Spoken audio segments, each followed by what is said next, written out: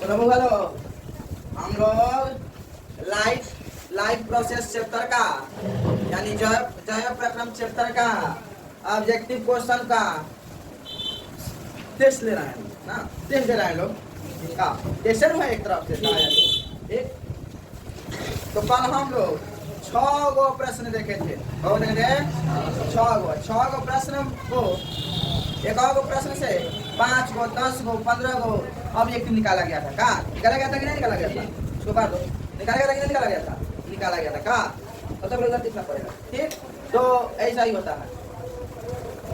तो इसी के साथ आज मुझके 6 गो क्वेश्चन के बाद 7 नंबर क्वेश्चन से हम लोग बनाएंगे। बाबू इसमें 38 गो क्वेश्चन है, ठीक है ना? क्वेश्चन है 38 गो। 38 गो इसको कहा नहीं जाएगा। 38 को कहते कहते उसमें एक में 5-5 गो ऑब्जेक्टिव निकल रहा है, 7-7 गो निकल रहा है, तो लगभग 190 गो हो जाएगा। क्या हो जाएगा? नहीं 38 पर 190 नहीं होता रे, मतलब 5 गो में 7-7 ऊपर में 8-8 गो ऑब्जेक्टिव निकल रहा है कि नहीं निकल रहा है? तब तुम्हारा आइए, अगर हम वीडियो मेरा देख रहा मतलब जो है देख ले रहा है सब, ठीक है ना? सारा क्लियर हो जाएगा लाइफ प्रोसेस चैप्टर का, ठीक है ना? सारा डर भय भाग जाएगा। ऑब्जेक्टिव भी लिखेगा और सब्जेक्टिव भी लिखेगा, आप खूब मस्त में लिखेगा, समझ गया सर? अगर इसमें से पूछ रहे हैं तो पूछ रहे ना होगा तुम्हारा सारा चैप्टर क्लियर ये है ना, चैप्टर क्लियर हो जाएगा। क्या ना उससे पूछेगा तुमसे बेदरक से बन जाए, ठीक है? देखो हुआ आज इसका पार्ट 2 है, क्लास है पार्ट 2, ठीक है ना? तो वीडियो का पार्ट 2 है और ऑब्जेक्टिव क्वेश्चन है जय प्रक्रम चैप्टर का। और जब भी हम क्लास को लेके आ रहे हैं तो एक मोटिवेशन के साथ आ रहे हैं, कहो आ रहे हैं कि नहीं? एक सबसे पहले बात बताइए, हमारा ड्रीम क्या है? हमारा ड्रीम क्या है? ड्रीम क्या है? 80% से ज्यादा नंबर कितना आना चाहिए? 80% से ज्यादा नंबर। कितना नंबर आना चाहिए? कितना नंबर? 80% से ज्यादा नंबर कितना आना चाहिए? 80% ज्यादा, यानी 95 प्लस। साइंस में कितना नंबर आना चाहिए? 95 प्लस। कितना आना चाहिए? 95 प्लस। चलो देखा जाए मोटिवेशन आज का क्या है। मोटिवेशन कहो, मोटिवेशन को देख लिया जाए, देखा जाए कि नहीं देखा जाए? देख लिया जाए। देखिए क्या कर रहा है, जो परिश्रम करने से नहीं घबराता है ना, बोलो, जो परिश्रम करने से नहीं घबराता है ना, वो जिंदगी में कुछ भी हासिल कर सकता है, ठीक है ना? वो जिंदगी में बहुत कुछ हासिल कर सकता है। इसी के साथ बोलो हम लोग को परिश्रम करना होगा, हम लोग को सफल बनने के लिए परिश्रम करना होगा, मेहनत करना पड़ेगा कि नहीं पड़ेगा? कितना भर का है ना, कितना भर का मुकम्मल को तुम हासिल कर सकता है अगर तुम मेहनत जारी रखेगा तब, परिश्रम करेगा तब, ठीक। इसी के साथ हम आज के क्लास को शुरू कर रहे हैं। सबसे पहला नाम है, सबसे पहला है क्वेश्चन नंबर 7, निम्नांकित में कौन ट्रिप्सिन एंजाइम का कार्य करता है? कौन ट्रिप्सिन को आते यानी ट्रिप्सिन भी इसका एक वही नाम है, क्या बोलता है? पेप्सिन भी बोला था इसको, क्या बोलता है? पेप्सिन भी बोला था, क्या बोलता है? पेप्सिन भी बोला था, तो चाहे ट्रिप्सिन पूछे चाहे पेप्सिन पूछे, निम्नांकित में कौन पेप्सिन एंजाइम का कार्य करता है? तो कौन कार्य करता है बउआ? निम्नांकित प्रोटीन का पाचन, यानी चंपा गलत है, बबीता गलत है, अनिता गलत है, डिम्पल गलत है, ठीक है ना?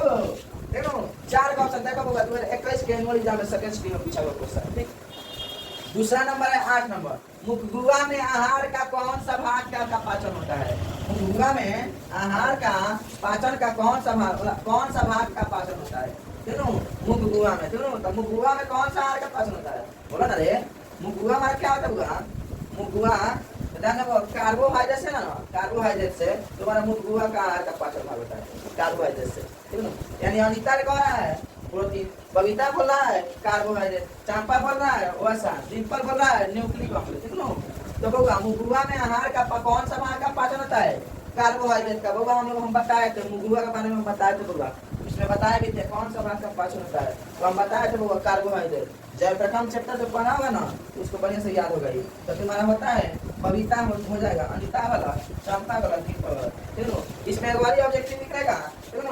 मुखगुआ में लाल ग्रंथियां होती है, ठीक है। लाल ग्रंथियां की 3 जोड़ी होती है मुखगुआ में होगा, मुखगुआ में लाल ग्रंथिया का 3 जोड़ी होती है। कितना जोड़ी होती है? 3 जोड़ी होती है, क्यों? कितनी होती है बउआ? 3 जोड़ी। ये भी पूछा एग्जाम में होगा, मुखगुआ के लाल ग्रंथि में कितनी जोड़ी होती है? 3 जोड़ी होती है। कितनी जोड़ी होती है? 3 जोड़ी होती है। और ये देखो क्वेश्चन क्या पूछता है, निम्न में स्वपोषी कौन है?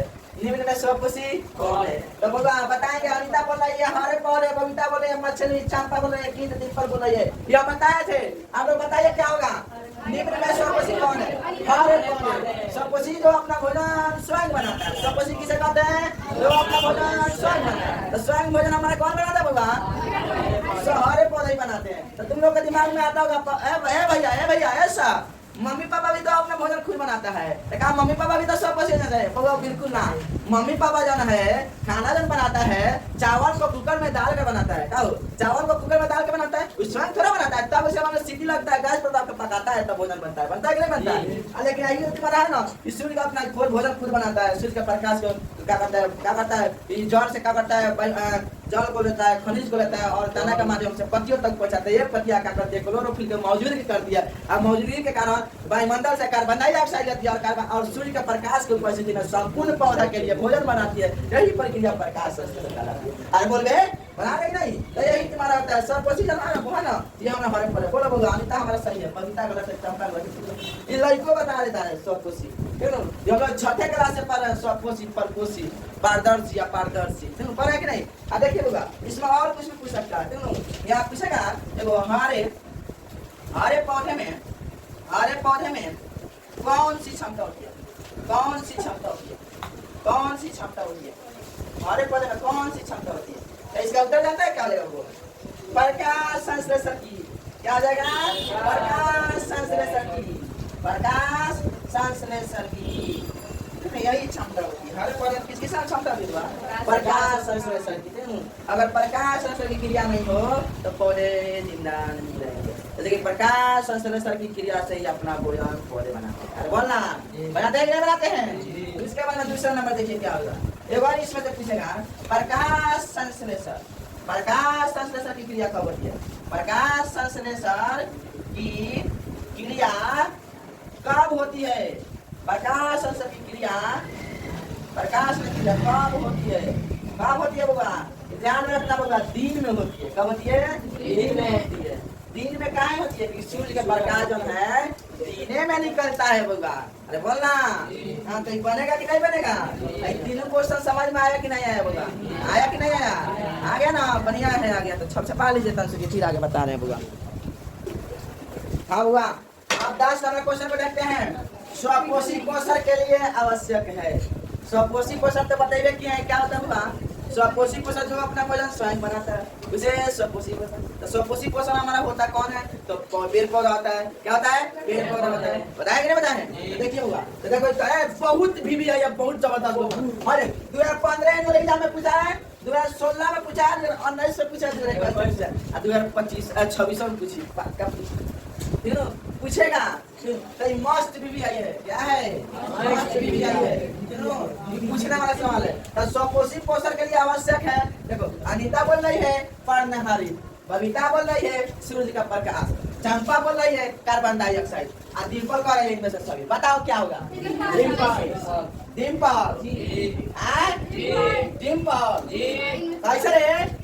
क्योंकि पेड़ पौधे के पर्णहारित भी मिलता है, पत्तियां सूर्य का प्रकाश भी मिलता है, कार्बन डाइऑक्साइड मिलता है। आज 4 मिला के तीन मिला के बोलो कोनो दिक्कत है ना भाई? अब किसकी 3 नंबर क्या करें? 3 नंबर क्या करें? तो इसका ऑप्शन है ना किसकी उपस्थिति के कारण पौधे का रंग हरा होता है क्या है? किसके ऑप्शन नंबर 1 मतलब क्लोरोफिल। बबीता के दो, बबीता बोल के तुम क्या बोलता है? ल्यूकोप्लास्ट। चंपा को बोल दो तुम्हारा फाइटोक्रोम। दीपक को दो इनमें से कोई नहीं। वो देखो हुआ विष्णु पद्धति के कारण पौधे का रंग हरा होता है। हम सब ही जानता है, बच्चा नलका भी जानता है। क्या हो से पूछा लगातार क्लोरोफिल का मौजूदगी के कारण हमारा जो है ना पेड़ पौधे का जो है ना रंग हरा होता है। क्या होता है? क्लोरोफिल मौजूद के कारण। क्यों? एक पूछ जाएगा क्लोरोफिल कहाँ पाया जाता है? क्लोरोफिल कहाँ पाया जाता है?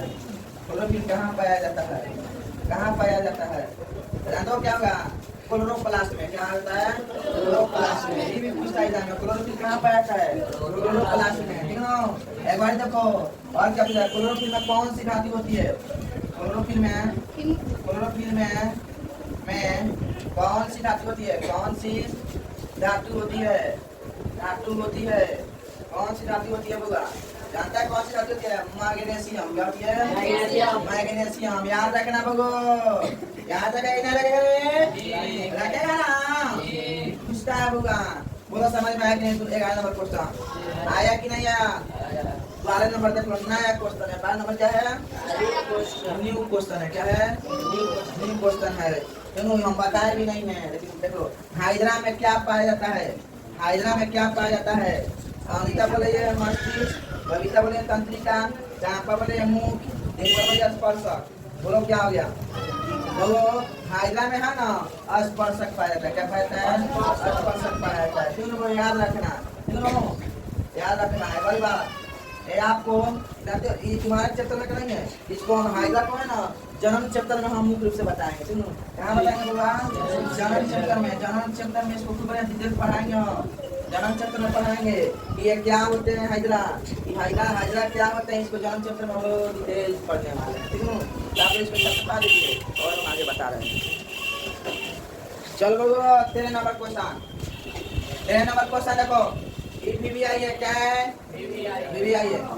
ग्लूकोज का रासायनिक सूत्र निम्नलिखित में कौन है? ग्लूकोज का रासायनिक सूत्र निम्नलिखित में कौन है? अनिता बोला है C5H5OH, बबीता बोले C6H6O6, चांपा बोला C6H12O6, दीपक बोले C6H6। बोलो क्या होगा? अनिता बोला चांपा की चांपा कौन चांपा है? चांपा कौन है? ठीक है, चांपा। चलो होगा चांपा पर राइट आंसर सी, है ना? राइट आंसर है। ऐसे ग्लूकोज का रासायनिक सूत्र C6H12O6 होता है। C6H12O6 ही होता है हमारा ग्लूकोज का रासायनिक सूत्र। अगर आपसे पूछा जाए C12H22O11, C12H22O11, ये किसका सूत्र है? क्या बताएगा?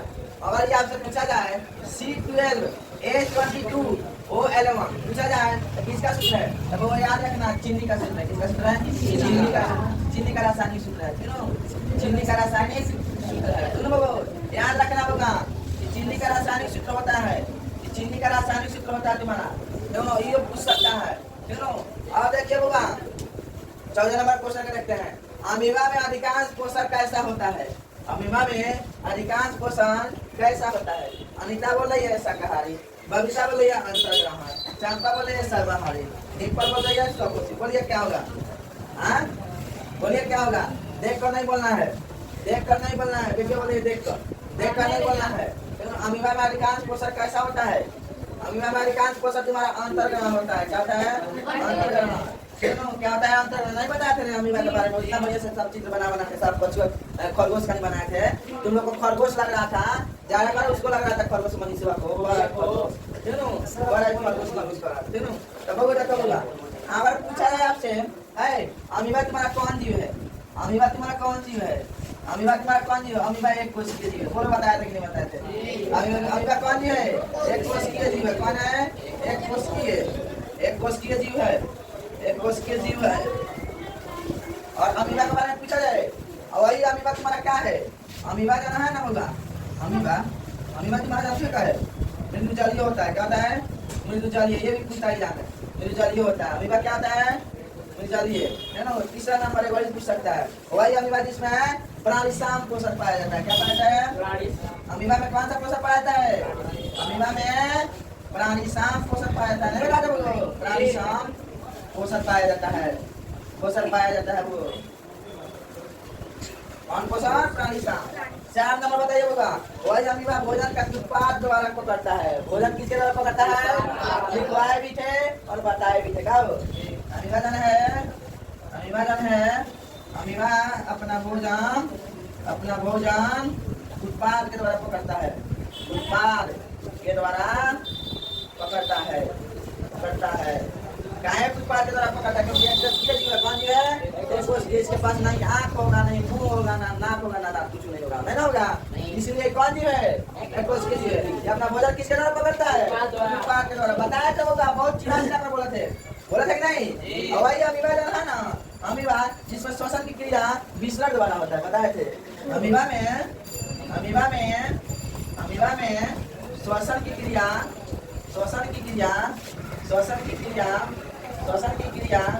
विसरण द्वारा होता है, विसरण द्वारा होता है। बताया था क्या? बता रहे पढ़ेगा कोई भी समझ में आएगा रे, नहीं पढ़ेगा तो वही अमीबा है ना जिसमें अधिकांश कोशिका अंतर्ग्रहण द्वारा होता है। ठीक है, बताया कि नहीं? वही बताना किस होता है?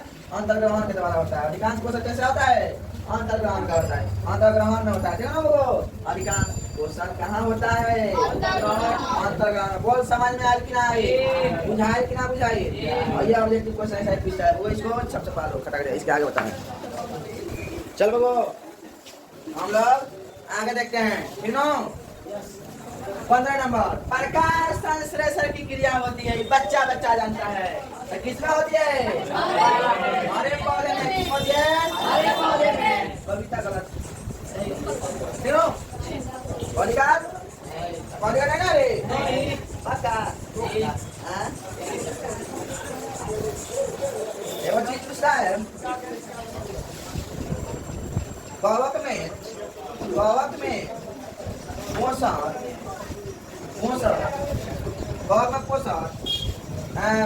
पोषक, मृतजीव वृद्धि होती है। कितना क्या होती है? मृतजीव वृद्धि होती है।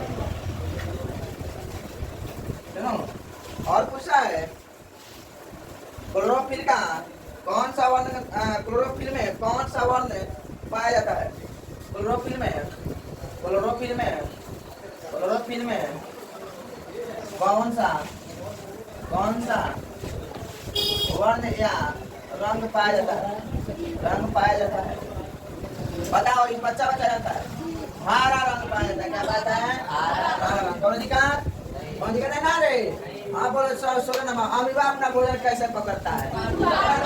पूछा है कैसे? बोल बताए कुछ पाल के द्वारा।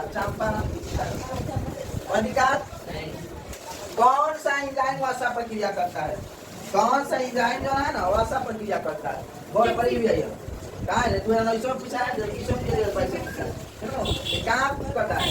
लाइपेज में। क्या करता है? थोड़ा फास्ट करा रहे हैं, सुनो टाइम कर चुकी।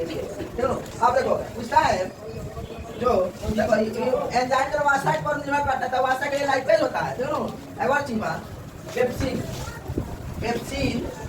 ट्रिप्सिन, पढ़ा ना? ट्रिप्सिन ये दोनों जाना ना प्रोटीन के लिए होता है। किस लिए होता है? प्रोटीन के लिए होता है।